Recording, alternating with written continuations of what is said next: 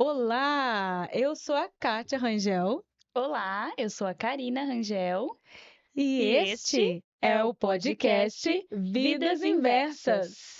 Bom, aqui nós falamos com pessoas que de alguma forma inverteram as suas situações, superaram situações difíceis na sua vida, né?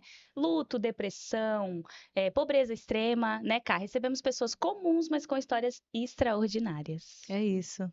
O podcast Vidas Inversas é um espaço que nós criamos com muita colaboração para que você que tem uma história extraordinária de vida, de superação, você que ou você mesmo, ou a vida, ou pessoas em torno de você acabaram te convencendo de que determinada situação não tinha saída e era o fim, e você superou, você inverteu essa situação, Uhum. é você que nós queremos ouvir aqui no Vidas Inversas. Exatamente. Eu tô muito feliz de ter voltado, né? No último episódio eu não estava aqui. Senti muita falta de gravar, a área estava doente, mas já tá tudo bem, graças a Deus.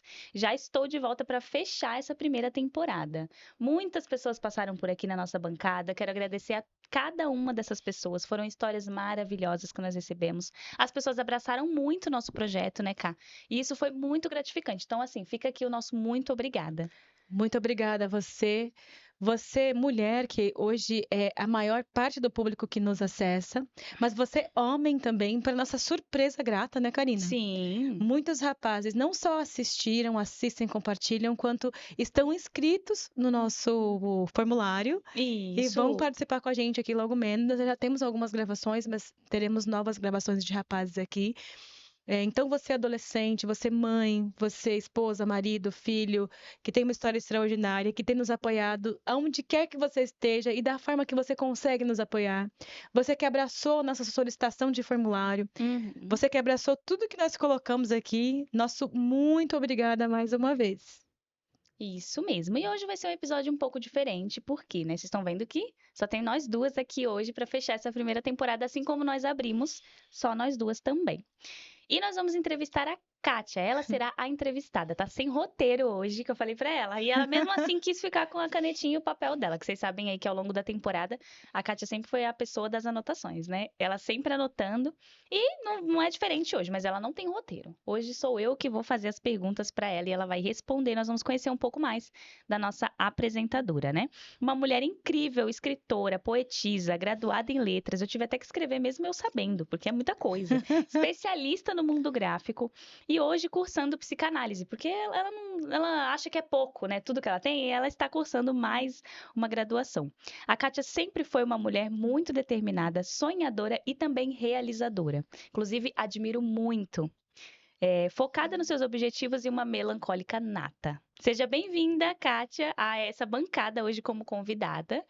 E não vou pegar leve com você, não. Vamos pegar pesado igual a gente pega com todos os convidados.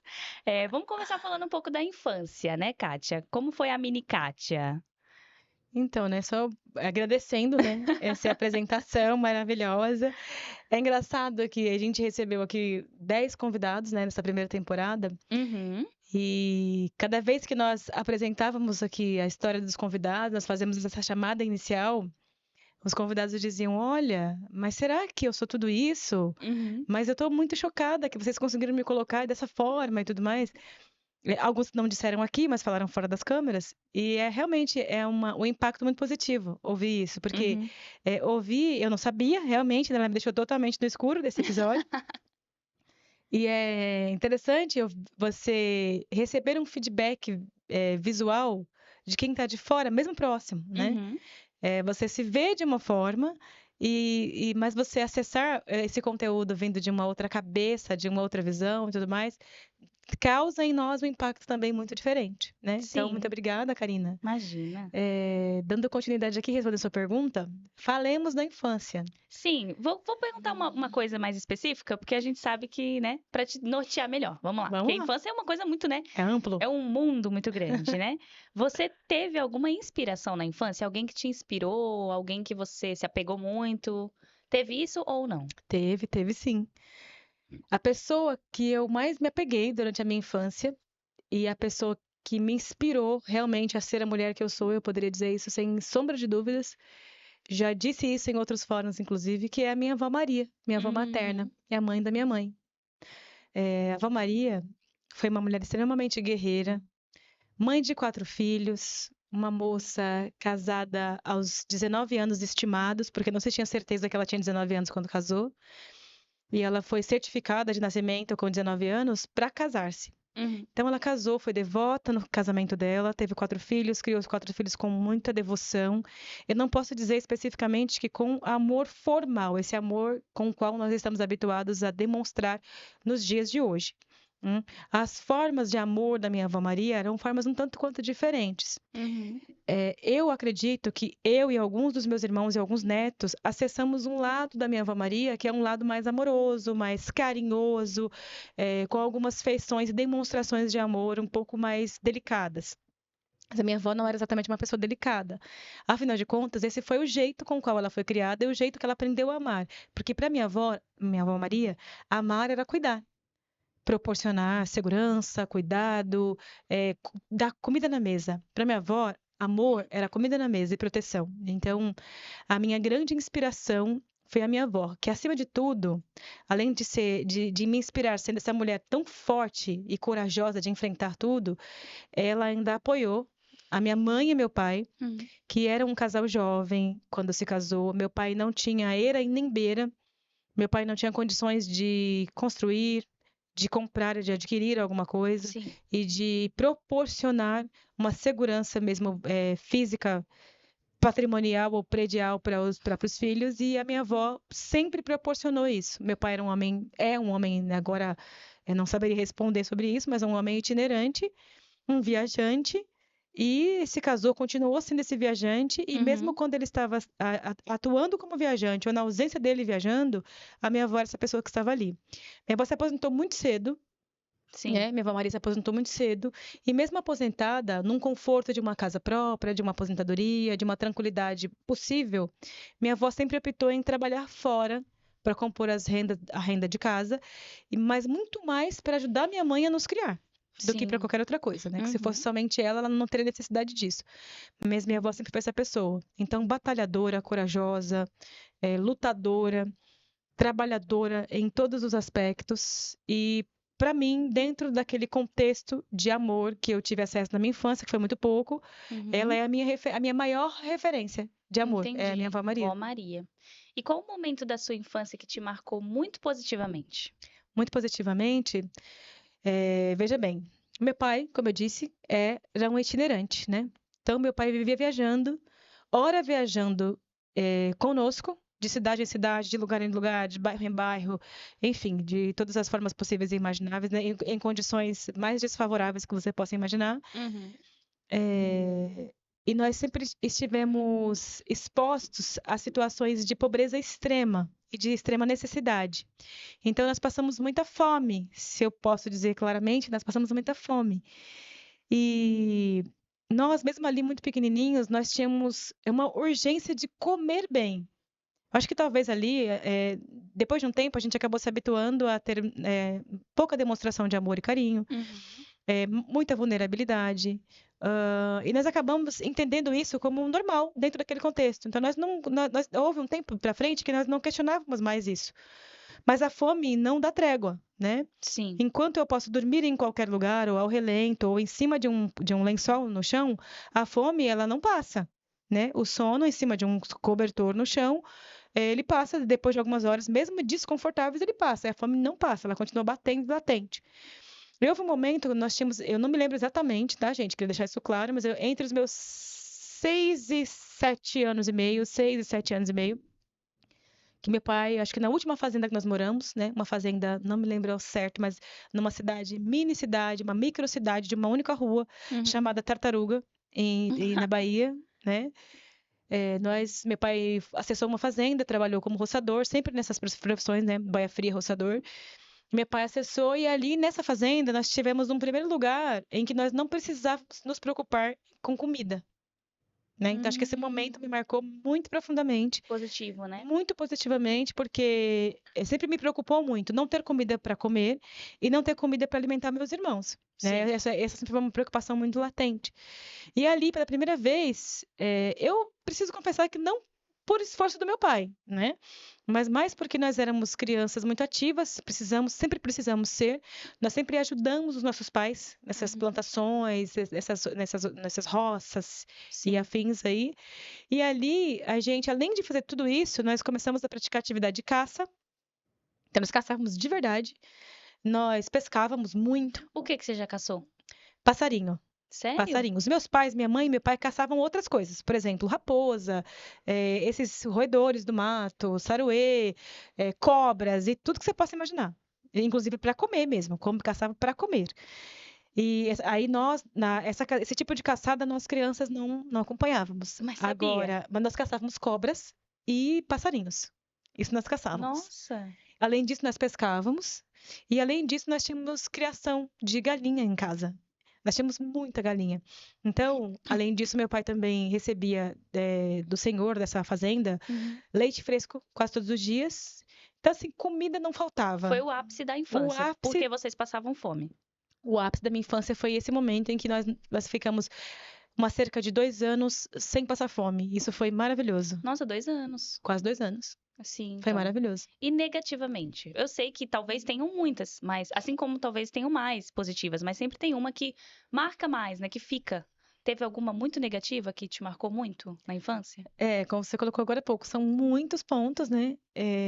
Sim. Negativos, se a gente for elencar aqui, tem bastante. Fica até difícil escolher um deles como o pior.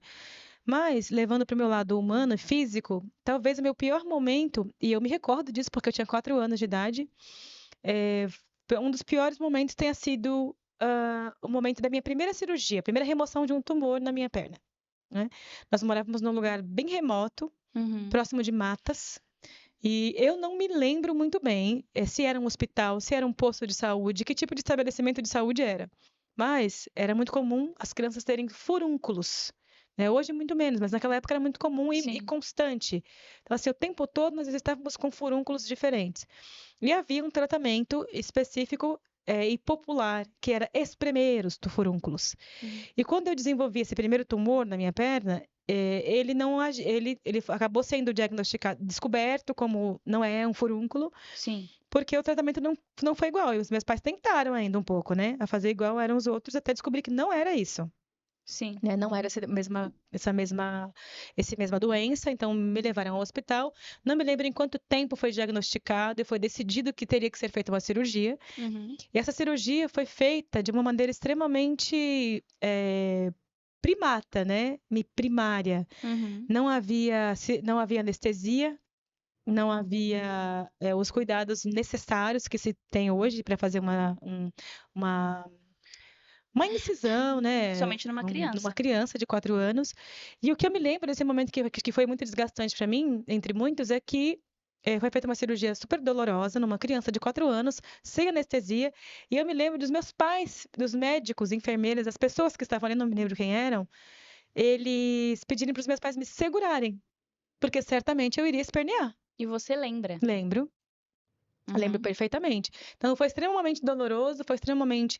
É engraçado que disso, a dor maior eu lembro. Eu não me lembro muito bem da recuperação, como é que se deu a recuperação. Mas eu me lembro muito bem do momento, de um pouco depois saindo de lá, que foi super tenso, doloroso, dolorido e tal. Mas eu era uma criança bem hiperativa, ainda sou uma pessoa hiperativa hoje, mas lá eu era 100 vezes mais. Então, a criança hiperativa, ela não se dá muito tempo de ficar doente, de permanecer doente. Então, eu lembro que eu causava bastante. Mesmo com aquela perna ali enfaixada e negócio recuperando ali, causava bastante. Mas, assim, eu acho que talvez seja um dos momentos de dor física e até psicológica, porque foi muito doloroso aquele momento de você ser segurado. Ali, para a criança que não entende o que está acontecendo, é como se você estivesse indo para o abate, né? Se você estivesse sendo torturado. Então, foi essa sensação. Te marcou muito negativamente. Você ficou com medo, né? Lógico. Imagino. Hoje em dia, se uma criança vai fazer uma cirurgia, eu já imagino que ela vai ficar com medo, porque a área, quando eu levo no médico, parece que eu tô levando pro abate. Só vai no médico, o médico às vezes só vai olhar. Imagina, né, ter passado por tudo isso, né? E qual era o maior sonho da mini Kátia? Se tinha algum sonho. Porque eu lembro que no episódio do Francisco, vou deixar as referências aqui, tá? Pra vocês irem nos episódios, depois voltarem um pouco. Nós falamos um pouco disso e ele falou, né? Ah, não, eu não tive tempo muito de sonhar. O que você quer ser quando você crescer e tal? Não dava tempo, porque eu tava tentando sobreviver. Mas eu quis colocar essa pergunta porque às vezes tem alguma coisa ali dentro do coração. Então eu queria saber qual era o maior sonho da mini Kátia. Então, a mini Kátia sempre foi muito sonhadora, né? Apesar das circunstâncias serem bem adversas, Uhum. eu acredito que eu desenvolvi uma consciência de sonho bem ainda muito raquítica, né? Muito não conceitual desde muito cedo. Como eu disse, meus pais, porque minha mãe tinha que acompanhar também, né? Mas a itinerância era do meu pai, essas andanças. Então, como meu pai vivia em andanças e nós todos, inclusive a minha mãe, tínhamos que acompanhar, nós acessamos a escola tarde, né? Uhum. Mais tarde do que o comum. E nós sempre fomos muito estudiosos. Acho que eu tenho cinco irmãos, né? Somos seis, com exceção de um dos meus irmãos, que ele acabou estudando porque, cara, precisa estudar, vou lá estudar. Mas os Uhum. outros sempre foram muito estudiosos, né? E nós sentíamos muita falta. A gente via as crianças indo para a escola e a gente não ia. Ou às vezes começava e parava, por causa dessas andanças todas. E quando eu efetivamente, acho que com 6 anos e meio, quase 7, entrei na escola, não era esse formato que é aqui hoje, que é hoje em dia. Quando eu entrei, era assim, era alfabetização primeira série. Não tinha todo esse pezinho, esse preparo. Uhum. Então, eu entrei na alfabetização, as coisas sempre foram muito precoces, o aprendizado na minha vida sempre foi muito precoce. Eu era uma criança bem precoce. E aí, eu fui, meu primeiro ano, eu conheci uma professora, professora Cecília de Itaberaba. Não lembro o seu sobrenome, mas você foi maravilhosa e me inspirou muito, né? E aí conheci a Cecília, e a professora Cecília foi minha professora até o terceiro ano. Não, ela foi minha professora na alfabetização, e depois eu peguei ela mesma na primeira, segunda e na quarta série, que na Uhum. terceira eu peguei uma outra professora, a professora Edileuza, não tão legal quanto a professora Cecília. E falando o nome da mulher, pra todo mundo ver. Peguei a professora Cecília, maravilhosa, e me apaixonei pela Cecília. As pessoas não tinham muita paciência comigo, ninguém, de modo geral. Eu era uma criança arteira, muito problemática, danadinha. Eu não diria que desobediente, eu sempre fui muito obediente, mas muito hiperativa. Eu tinha esse déficit de atenção no sentido da aceleração. Sim. Então, de modo geral, as pessoas não tinham muita paciência comigo. Dentro de casa, principalmente, não tinham. A minha avó Maria tinha. E na escola, professores, diretores, inspetores, coordenadores, eles não tinham muita paciência. Inclusive, na minha época, eles estavam autorizados a bater com palmatória. E eu cansei de apanhar com palmatória. Muito, inclusive da professora Cecília. Mas ela era maravilhosa. E aí eu via quanto a professora Cecília ela conseguia é, me, apesar de tudo, ter paciência e Uhum. encontrar uma didática que conseguia atrair a minha atenção e conseguia me fazer desenvolver muito rápido. Eu sempre fui a primeira da turma. Então, apesar de tudo isso, eu conseguia ser a primeira da turma. Sim. Então, olhar para a Cecília naquele contexto, me fez olhar para ela e falar assim: eu quero ser como a Cecília, eu quero ser uma professora quando eu crescer. Então, Hum. meu grande sonho, né, Uhum. durante toda a minha infância e adolescência era lecionar. E eu fui perseguir esse sonho, né, Por causa até da Cecília. Então ela é uma outra inspiração que você teve também na infância, uma né? grande inspiração. Uma outra, mas talvez você Não é priorizou a maior do que a avó isso. Maria, mas ela é uma grande Mas inspiração ela também também. foi. Que legal, Ká. E aí, eu lembro que no nosso primeiro episódio você falou muito sobre a sua escrita, sobre a forma como você começou a escrever, sem muita intenção, não era muito intencional, mas você falou um pouco da infância, né? Que você começou a escrever. Com quantos anos mais ou menos você começou a escrever o que você estava sentindo, para depois, acho que só lá depois, quando você foi fazer faculdade, que você começou a transformar isso realmente em poesia. Mas quando foi? Você lembra? Lembro. Nessa época que eu comecei a aprender a escrever, eu aprendi muito rápido. Tudo muito rápido, né? Uhum. Então, vamos aprender aqui letra de mão, letra de forma. Então, com pouquíssimo tempo, eu já estava aprendendo letra de mão. E eu não posso dar como exatidão, mas um pouco depois dessa fase da professora, dessa alfabetização, foi aqui com 6 anos e pouquinho.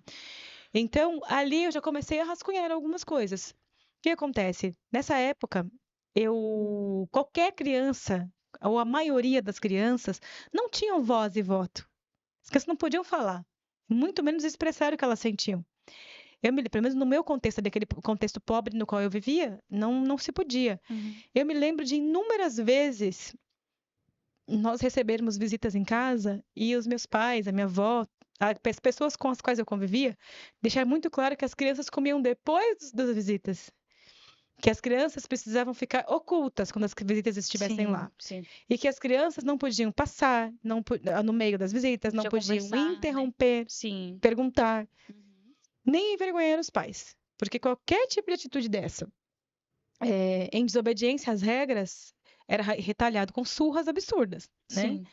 Então, nós tínhamos muito receio disso. E eu lembro que eu era uma quebra-regras muito forte desse contexto aí. Eu gostava muito de ficar no meio dos adultos falando. Tentar entender, a conversa não era comigo e fazendo perguntas, mas por que tal coisa, né? Então. Meu Deus, tá pintando aqui aquela criança, aquela nítida criança que a gente sabe qual é, que apronta. E a mãe fala assim: nossa, ninguém me quer na casa. Não, onde meu filho não é bem-vindo, eu não vou. Aí o filho é igual a Kátia, entendeu? O filho, então, assim, é isso que ela tá pintando aqui pra gente da infância dela. Eu era essa pessoa, essa criança muito elétrica. Parece que eu tinha uma urgência muito grande de viver logo. Sim. Né? Eu gostava das crianças, mas eu gostava mais dos mais velhos. Sempre gostei muito de meninos, né? Porque eu sempre gostei muito de brincar com meninos. Nunca ou quase nunca de brincar com meninas. Hoje eu entendo que assim, eu gostava de brincadeiras que fossem rápidas, urgentes. Eu gostava muito de brincadeira de pancadaria, de futebol, de coisa de menino mesmo, assim, de menino de rua. Porque os meninos normalmente eles brincam, se batem, se agridem e amanhã tá tudo bem. Amanhã a gente brinca de novo na rua como se nada tivesse acontecido. E as experiências que eu tinha tido, inclusive com as minhas irmãs e tal, não era assim. As meninas eram mais sentidas, né? E então tinha essa urgência de falar, eu tinha uma urgência de falar, de me comunicar, de conversar, de colocar os meus sentimentos para fora. Eu não tinha espaço em nenhum lugar onde eu convivia. Não tinha espaço na minha casa, porque era comum. Isso não é nossa, a casa dela não tinha, não tinha em casa nenhuma do contexto onde eu vivia. Não era comum as crianças terem voz e voto. Então, eu comecei a escrever por causa disso. Sim. Então, eu precisava muito expressar tudo o que me afligia, principalmente o que me afligia, né? Porque havia situações que mexiam muito com a minha mente e mexia muito num sentido negativo, eu não tinha explicações e eu queria que alguém me explicasse isso. Sim. E a falta da explicação de um espaço para colocar isso para fora, eu escrevia. Então, eu comecei a escrever por isso. Assim como disse a Anne Frank, no diário de Anne Frank, a Anne fala assim, olha, por falta de uma amiga, eu elegi o meu diário, a Kitty, para ser a minha melhor amiga com quem eu vou compartilhar tudo que eu preciso. E foi mais ou menos nesse viés. Né? Não conhecia ainda, né, o diário de Anne Frank, vim ler muito, 20 anos depois. E foi nesse contexto que eu comecei a escrever. Entendi. Aí você foi escrevendo o que vinha à mente. E aí depois lá na faculdade você começou a transformar isso nos poemas que a gente tem. A Kátia tem um livro publicado para quem está assistindo e não entendeu muito bem o que a gente está querendo dizer aqui. Ou você vai lá, para um pouquinho aqui depois e assiste o primeiro episódio, que aí você vai entender um pouco do que a gente está falando, né, Ká? Mas se você é novo, caiu de paraquedas aqui, a Kátia tem um livro publicado. E brevemente publicará o segundo livro, né, com outro viés, ela vai falar um pouco, mas o primeiro livro é essa junção das coisas que você foi vivendo, né, enfim, eu já li o livro, é maravilhoso, tem poemas lindos, muito tocantes, tem alguns que são muito, muito tocantes mesmo, assim, acho que os primeiros são um pouco mais curtinhos e depois tem uns que são mais densos, né, que você fala um pouco mais ali daquele, o Maria, né, aquele é muito, muito pesado mesmo, assim. Então, dá para perceber que, de fato, era alguém muito observador, ou seja, você observando muito o mundo à sua volta, né? Quando você era criança, e escrevendo aquilo. E aí, depois, você transformou aquilo em poemas e ficou muito legal, muito bom, gente. Adquiram o livro da Kátia, vamos deixar o link aqui. E o lançamento do segundo é? 25 de maio. 25 de maio, aniversário dela. Deem de presente para ela, mas depois a gente vai liberar também lá nas nossas redes sociais o link, né, Ká?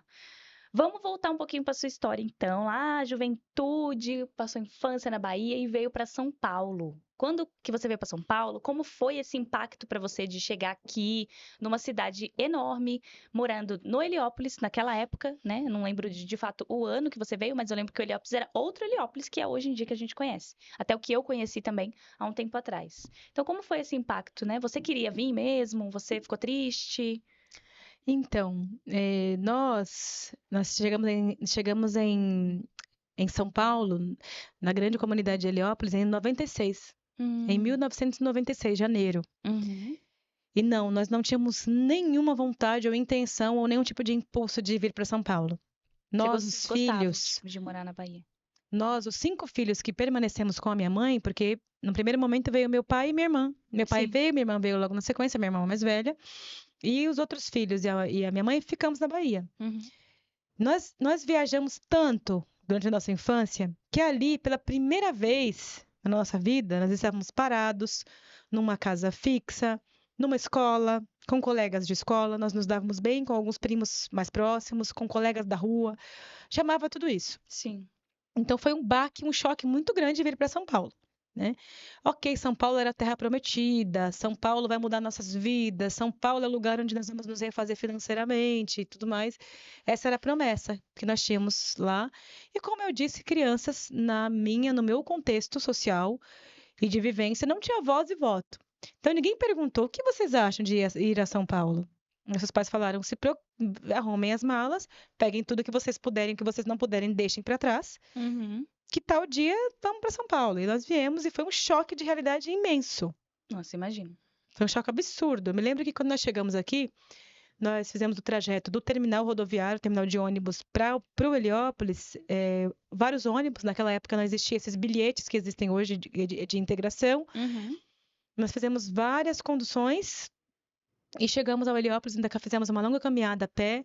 E era outro Heliópolis, né? Era outro contexto, né? E era bem desafiador. A convivência, a vivência no Heliópolis era muito desafiadora naquela Sim. época. Nós ficamos muito chocados porque nós não tínhamos essa visão. Nós éramos crianças rurais na Bahia. Nós não tínhamos ideia desse contexto de arranha-céus, da grande metrópole, da movimentação, de ônibus coletivos. Que eu me lembro na cidade onde nós, hora ou outra, firmávamos moradia, tinha um ônibus coletivo. E ninguém pegava o ônibus coletivo, a gente andava a pé, de Nossa. bicicleta, a Uhum. pé, não tínhamos essa vivência. Então foi chocante em todos os sentidos. Chegamos e nós éramos muito unidos, né, os irmãos. Sim. E aqui, São Paulo, tanto lá quanto agora, exige outra postura. Você vem para cá, você é uma mão de obra que precisa girar, funcionar aqui, para que as coisas fluam no seu, em seu destino, né, em sua direção. Então, eu me lembro que nós chegamos, nós enfrentamos uma dura realidade de morar num cortiço, com pouco tempo que meu pai nos trouxe a São Paulo, meu pai nos abandonou em São Paulo, poucos meses depois, de novo. Então, diferente da Bahia, que nós éramos hora ou outra abandonados, mas nós estávamos num contexto totalmente conhecido e próximo dos parentes da minha mãe, Uhum. aqui não. Aqui nós não sabíamos nem para onde ir, nem como se locomover direito. Nós não tínhamos essa Sim. ideia. Mundo novo, né? Mundo novo, tudo novo, e foi extremamente chocante. Não foi uma realidade gostosa. Nós precisamos de muitos anos e muita construção para a gente começar a gostar, começar a construir alguma coisa, começar a enxergar com outros olhos e começar a viver um pouco melhor. Entendi. E aí, nesse processo de começar a entender e criar, de repente, acho que talvez para encontrar um lugar que fosse casa de novo, né? Por quê? Porque lá na Bahia vocês já tinham, era o lugar confortável. Aqui em São Paulo vocês precisariam buscar algum lugar que fosse, ah, estou me sentindo em casa, estou parte dessa comunidade. E aí para você foi a igreja quando você foi para a igreja evangélica que você ficou muitos anos? Sim, Foi isso? sim. A igreja tem uma participação muito importante na minha vida, em vários Uhum. aspectos. Eu diria que principalmente no aspecto intelectual. Acho que os meus maiores. Eu sempre fui voltada, desde pequena, sempre gostei de muitas leituras. Eu já cheguei na igreja muito envolvida com leituras de literatura, por exemplo. Sempre gostei, já escrevia Sim. nessa época. E quando eu cheguei à igreja, aqui, acho que aos 13 anos, eu fui para a igreja aqui. Se eu não me engano, aos 13 anos, eu encontrei uma outra realidade, né? Uma realidade que parecia de acolhimento, de cuidado, de amor. E por mais que não fosse efetivamente isso, era diferente do que eu tinha em casa ou no contexto onde eu estava vivendo, né? Uhum.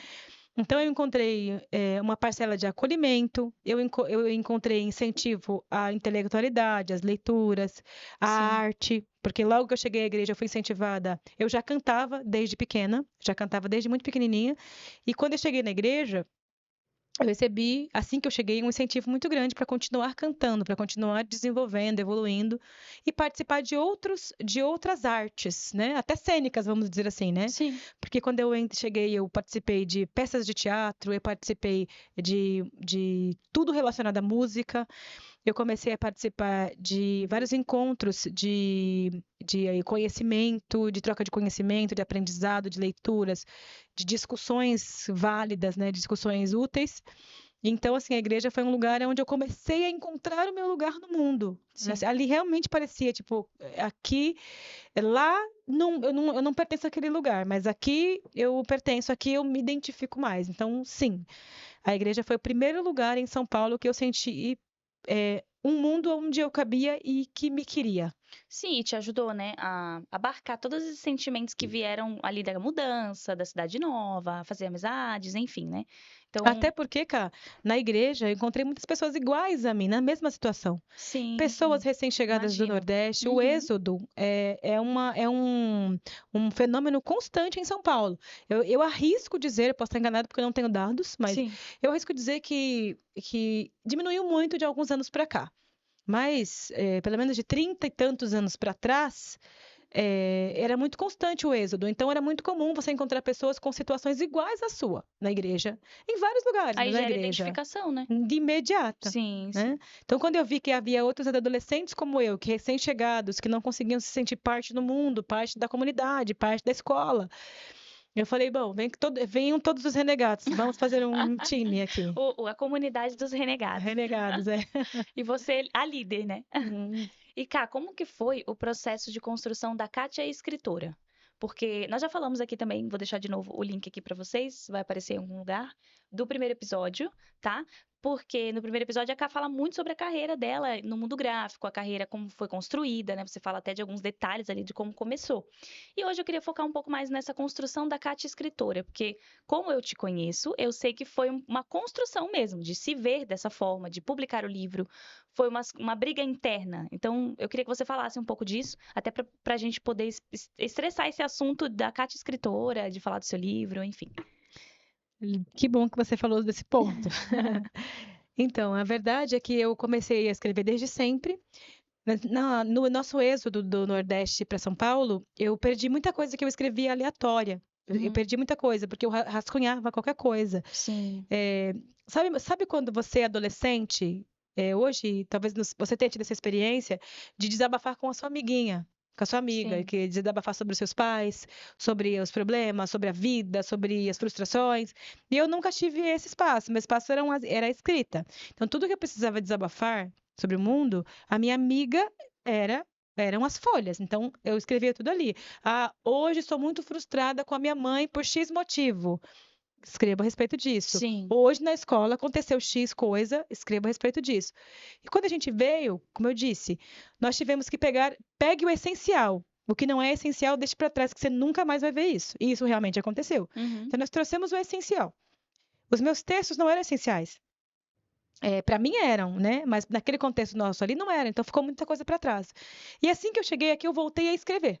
Voltei a escrever tudo porque começaram a acontecer outras coisas que também me incomodavam, eu precisava desabafar e eu fui colocando ali. Embora quando eu cheguei aqui eu fiz duas amigas que me ajudaram bastante, né? Uma é a minha prima, que Uhum. de cara já me apoiou muito, me ajudou bastante, e uma outra amiga na escola.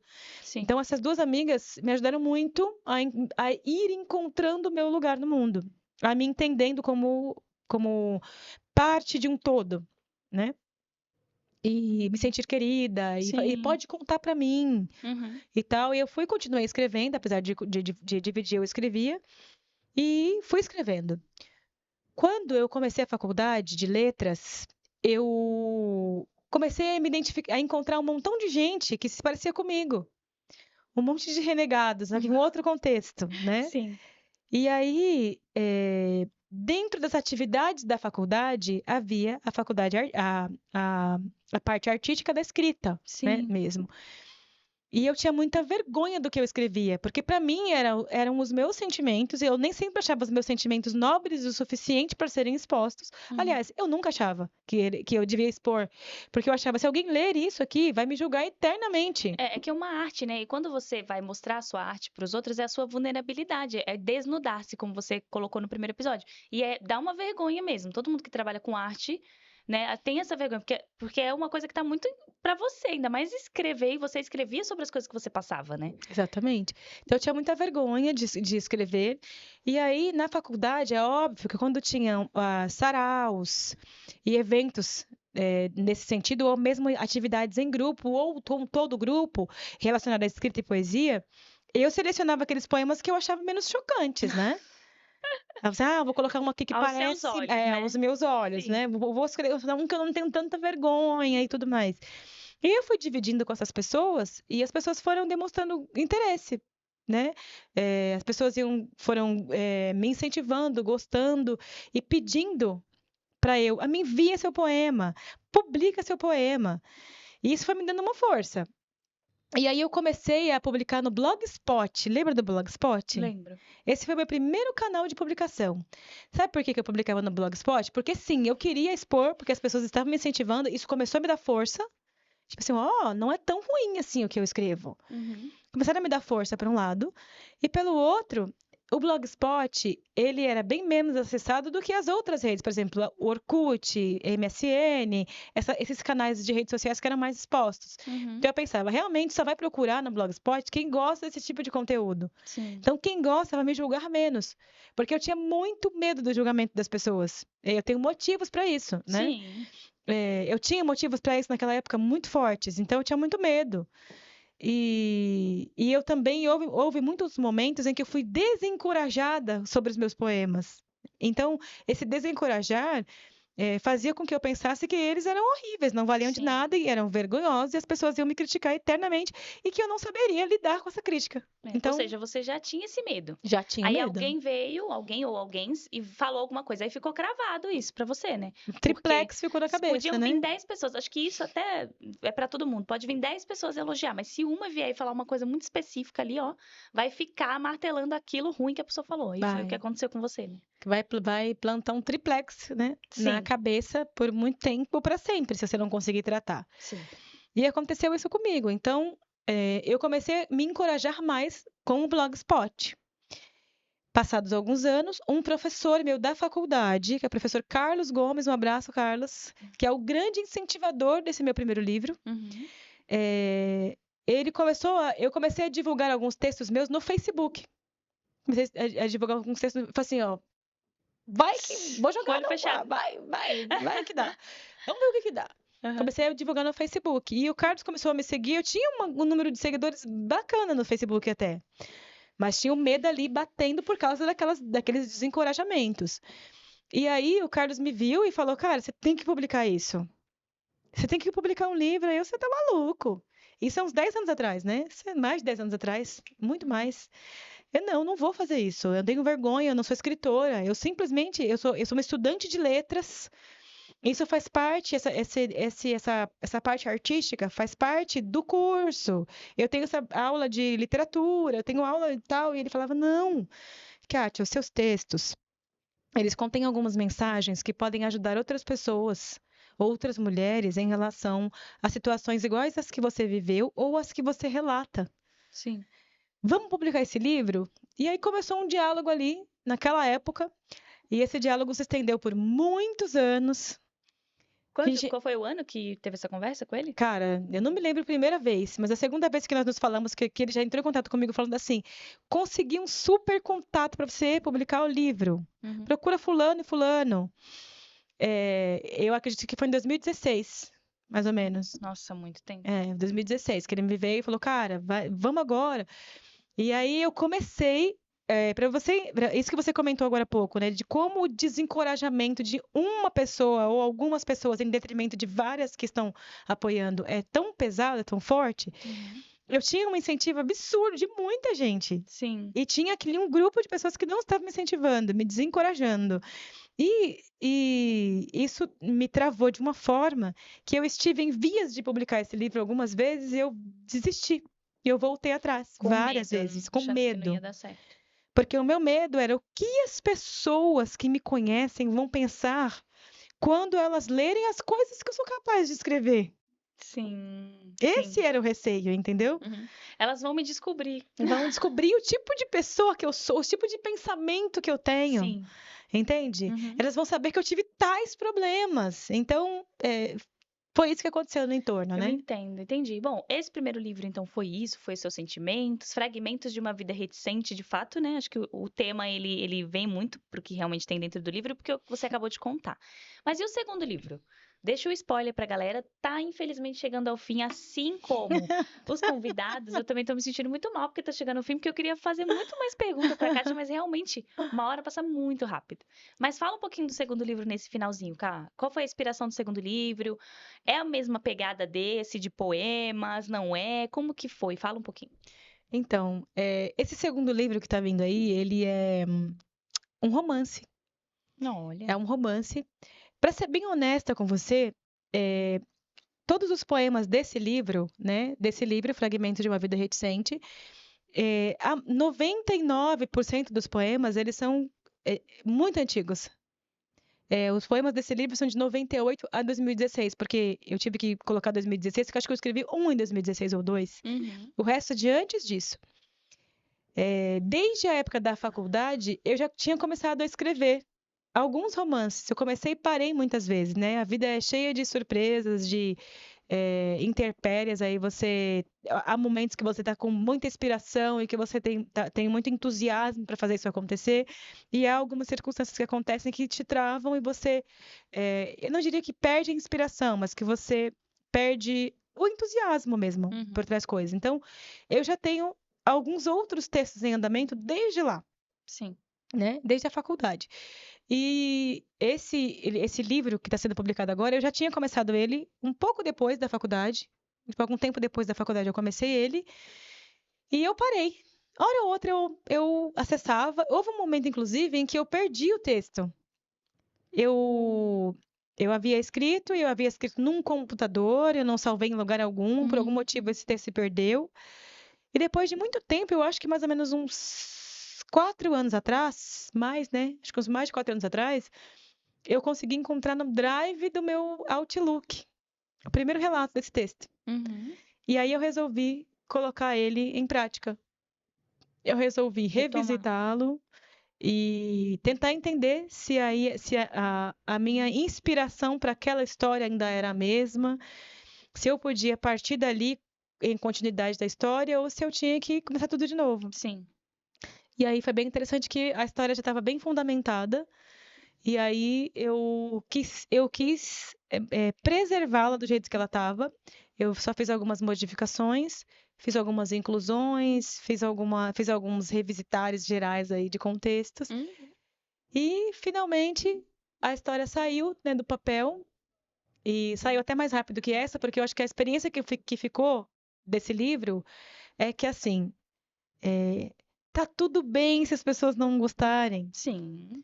Está tudo bem se o que eu escrever, que é relacionado às minhas vivências, aos meus sentimentos, aos meus medos e frustrações, ou até mesmo a qualquer tipo de mentalidade que não seja de acordo com o politicamente correto, Sim. as pessoas não precisam se apaixonar por isso nem gostar. Elas podem ter uma visão diferente da que eu tenho. E eu vou continuar sendo a Kátia de sempre, com os pensamentos de sempre, e vou entender e respeitar o ponto de vista das pessoas, o Uhum. ponto de vista das pessoas, e vou continuar amando o que eu escrevo. Que hoje a minha relação com o meu livro é totalmente diferente. Ah, do que Né? era A antes, minha né? relação com o meu livro mudou. Então, Uhum. hoje, meu livro realmente é um filho, né? Como eu posso dizer, uma obra-prima de que exprime uma Kátia que ainda é muito latente nesta Kátia de agora. Né?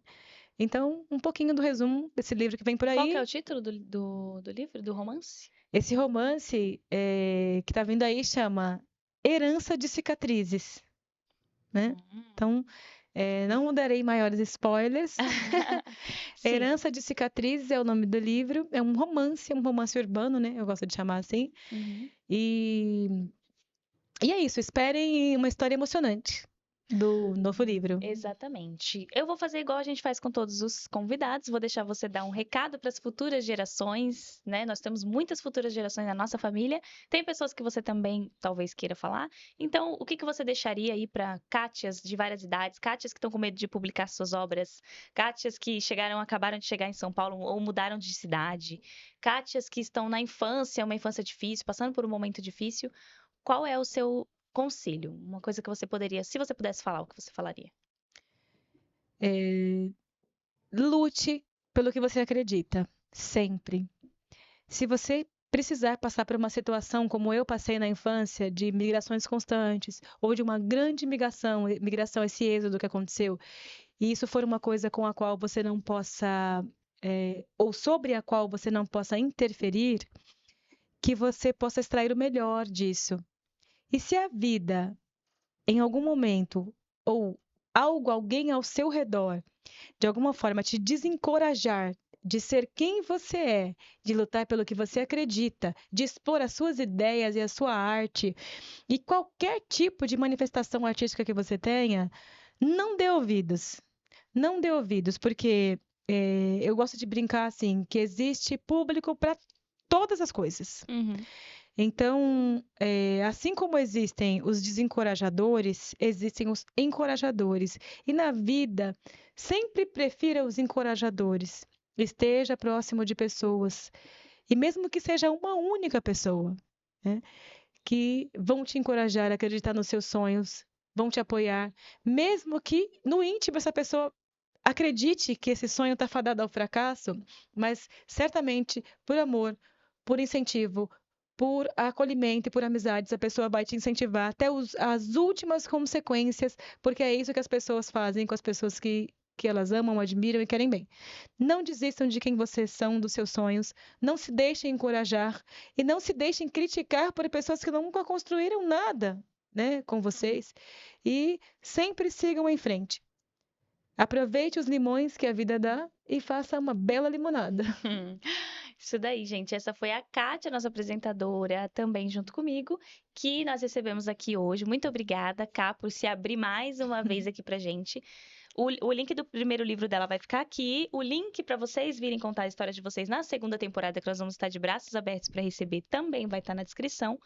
E também vou deixar aqui o e-mail onde vocês podem mandar suas histórias, porque vai vir um quadro novo nesse hiato que a gente vai ter do Vidas Inversas, para poder vocês contarem as suas histórias e nós contarmos de formas anônimas, trocando nomes e afins. Nos sigam nas redes sociais para saber mais detalhes. E é isso. Se inscrevam no nosso canal, acionem o Isso. sininho, não se esqueçam disso, nos deem essa força lá, continuem nos dando essa força.